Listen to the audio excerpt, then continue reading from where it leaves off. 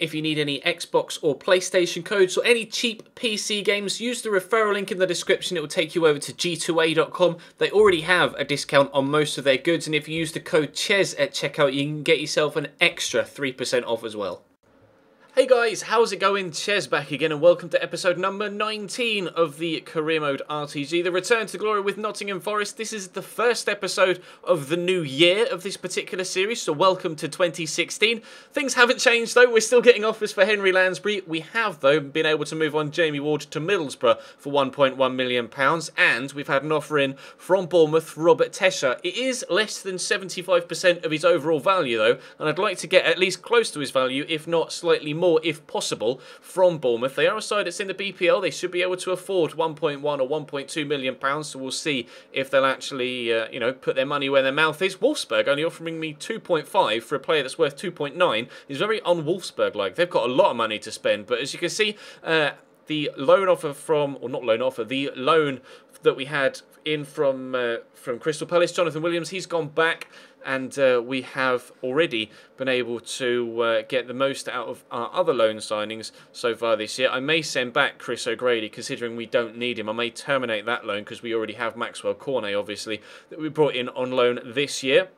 We start off, though, with a game in the league against Blackburn Rovers. They're not having the best of seasons. We're down in third, but it's away from home, and Ewood Park is not an easy place to go to play football whatsoever. They've got Hope Akpan and Danny Guthrie through the middle. Guthrie, obviously, we know from the Football Manager series at Luton. We've got him there in League One, so we know that he's going to cause a threat. How good he is on FIFA, I'm not too sure, but he's world-class for us in FM, so I know to expect plenty of positive things from him in the midfield. We're starting our strongest starting 11, as you might expect, and we're going to get off to a positive start as well. Chris Burke on the right-hand side, potentially playing his last game in a Nottingham Forest shirt. We would like to move him on. Nelson Oliveira is clean through. Good save by the goalkeeper Steele, but the referee points to the spot. Now, I don't know whether this is a penalty or not. You can obviously understand why the referee gave it, as it was a foul, and he's given him a straight red card as well. Grant Hanley off after 8 minutes. But I did get my shot away. He didn't catch me until after I'd shot. So, I mean, should that be a yellow card? Because clearly I was able to get my shot off unchallenged, and then he took me out. Maybe it should be a yellow. Maybe the red was a little bit harsh. Who knows? Definitely a penalty, though. Definitely a foul. Although Henry Lansbury steps up, and the man of the moment, all of the bids for him, but he can't put the ball into the back of the net from 12 yards. He has done numerous times for us this season, but not on this particular occasion. From the resulting corner, though, Renato Sanchez with a shot well blocked, drops back to him. Thought about having a secondary shot, decided to pass it out to Jordan Ibe. He's going to work it to Bashali, the centre-back. Not really going to shoot from 30 yards with him. Nelson Oliveira, on the other hand, how's that for a finish? The first shot he had wasn't into the bottom corner like that, but we did win the penalty. Didn't score, and then we buried that one in the bottom corner with the Nelson Oliveira. Very pleased with that finish, actually. So now Blackburn are down to 10 men, and immediately a goal behind as well, unfortunately for them. Chris Burke in the box, turns inside really nicely here. He's actually going to make it 2-0 on his left foot. Slightly fortunate, as it comes off Nelson Oliveira into the back of the net, and it will be the Portuguese that claims the goal, despite all of the work being done by Chris Burke. You can see there, it comes off him. See even better from the slow-mo replay. This is a good angle for it as well. Comes off the underarm of Nelson Oliveira, almost off his the side of his midriff and the underside of his right arm, almost off his armpit, you might say, and down into the bottom corner, beats the goalkeeper. We're 2-0 in front, still not done for the first half. We're having another opportunity here. Oliveira through to Renato Sanchez. He gets a great turn on the defender, tries to get it in the back of the net, but well recovered by Spur. Good block out for a corner, which unfortunately nothing came off. We have a 2-0 lead. We're in front. We are clearly the better side, especially against 10 men. The question was now, could we... Well, by how many were we going to win by? We've already battered Huddersfield 7-0 this year, although we did lose 4-1 to Group QPR the game after, so we can't really harp on about that too much. But against 10 men, we might be able to replicate that sort of scoreline. We've clearly had a lot of chances so far. Asson Bolonga is going to get another shot off here, well saved by Steele. Unfortunately, Nelson Oliveira couldn't quite get there to the return ball. Burke, though, wins us a corner off the block from the defender. Unfortunately, again, nothing came from that. Time for Blackburn to have a chance, but no, Jack Hobbs decides, you're not having a chance. I don't care whether you got 10 men or not. Plays through Nelson Oliveira. He was through in similar fashion at the beginning of the game. No idea how he's able to return the ball back round there after the defender clearly won it off him, but he does so, but the shot is well saved. Corner a little bit later on. Drops to Renato Sanchez on the edge of the box, and he scores an absolute cracker. Renato Sanchez with a screamer from the edge of the box. We will watch all 3 replays of that, and he has actually scored not necessarily a similar goal to that in real life with with where the ball placement is and how it's gone in the back of the net, but he is capable of letting fly with shots like that from distance. You can see this one bends beautifully into the top corner. There's a cutscene, or not cutscene, but I've managed to find some footage here of the goal he scored for Benfica not long ago, a few weeks ago, against Academica, and how is that for a strike? If he does that for us on FIFA, I will be delighted. The goal he just scored for us in this series to give us a 3-0 lead and win was good enough, but if he starts to score goals like the one he did against Academica on this series, I'll be even happier. Bournemouth still refusing to pay anywhere near Robert Tesh's valuation. We're going to counter offer 1.1 and we'll see what they say to that. Being very, very tight with their money. We, however, are not being that tight with our money. We're still trying to test the water for Matt Phillips. At this point, I wasn't sure what his actual valuation was worth. And same with Mark Stendero. We're offering in £500,000 here for the youngster. Mimoun Mahi is a right-sided midfielder that isn't necessarily my first choice, but we might be able to pick him up quite cheaply. He comes recommended from you guys. Decent pace, decent dribbling, so he'll be a good young replacement for Chris Burke. Unfortunately, we aren't going to be able to bring in Charlie Austin. He's already agreed pre-contract terms with Borussia Dortmund, so clearly, even if we had been able to throw a bid in for him or give him the option of signing for us, pretty sure he would have chosen Dortmund over Nottingham Forest anyway. But we decided instead to have a look at Andre Gray from Burnley. We're putting in a bid of £1.5 million for him. They still refuse to pay 1.1 million or even close to 7 figures for Robert Tesh at Bournemouth, so I am going to accept the 9.25 just to get Tesh out the door. As you can see here, offering 1.5 for Matt Phillips. It wasn't until after I'd hit the submit offer that I saw that we've actually been able to scout his valuation, and he's valued at 3.2. I was like, oh well, clearly they're going to reject that 1.5 then, aren't they? They did, however, at Groningen accept the £450,000 bid for Mahi, despite the fact he's valued at £1 million.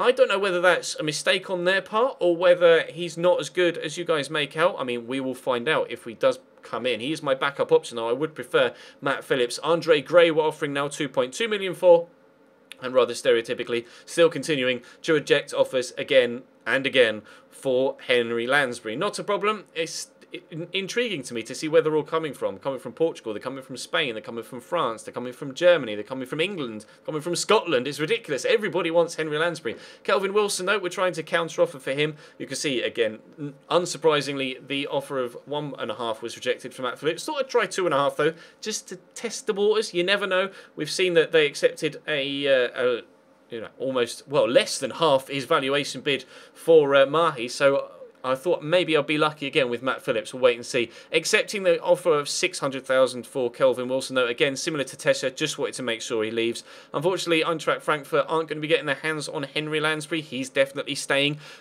Offer accepted, though, for Andre Gray of £2.2 million. Very fast, good finish, scores goals in real life at Brentford and then at Burnley, and now, hopefully, for us as well. Mahi is going to come in. I'm going to confirm this bid.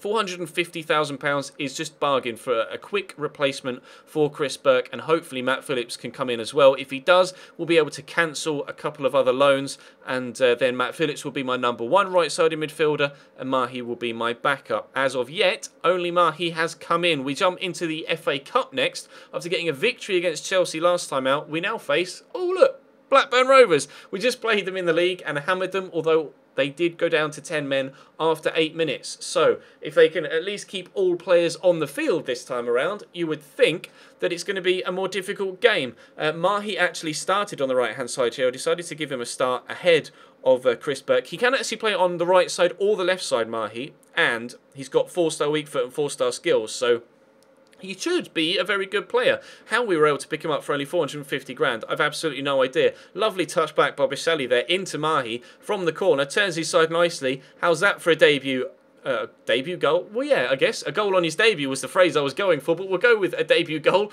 Mahi makes it 1-0 to Nottingham Forest on the stroke of half-time. There weren't many chances in this game. It was a very, very tough defensive effort from Blackburn away from home. Now, roles reversed.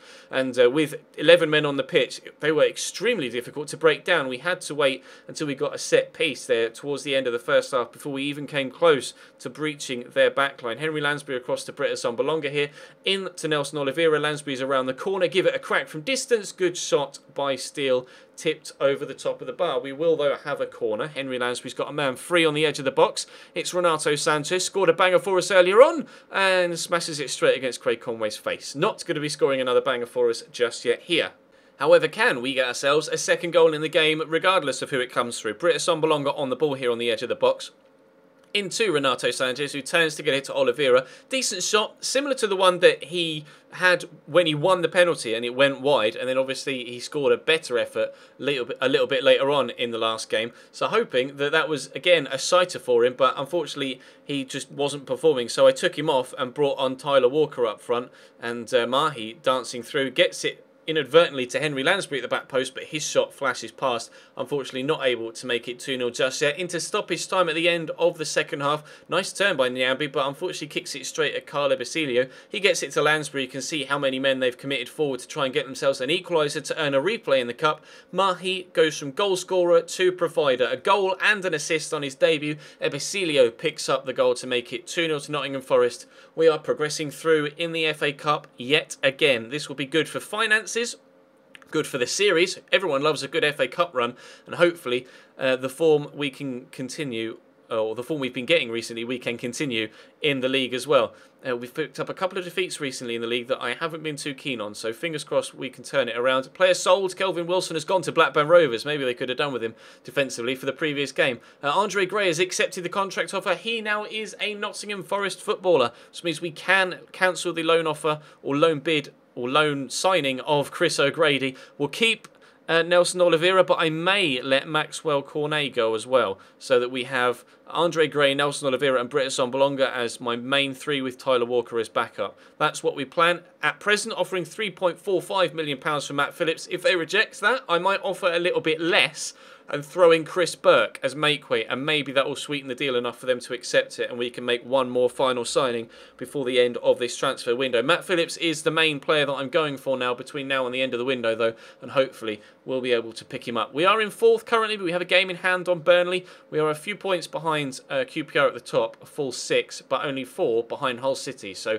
they're definitely within touching distance, the 2 at the top, but hopefully we can leapfrog over Burnley at least with the game in hand, and then set about attacking those automatic promotion spots with our new signings in tow. But that's all for now. Thank you very much for watching, guys. Drop the video a like if you enjoyed. Subscribe if you haven't already. Let me know in the comment section what you got up to last night for your New Year's Eve for 2015. I should be streaming tonight as well, so follow the link in the description to Twitch. Follow the links on screen and in the description to the social media outlets, Twitter, Instagram and Facebook. Twitter especially. I always try and interact with you guys on Twitter, so that's the best place to do it.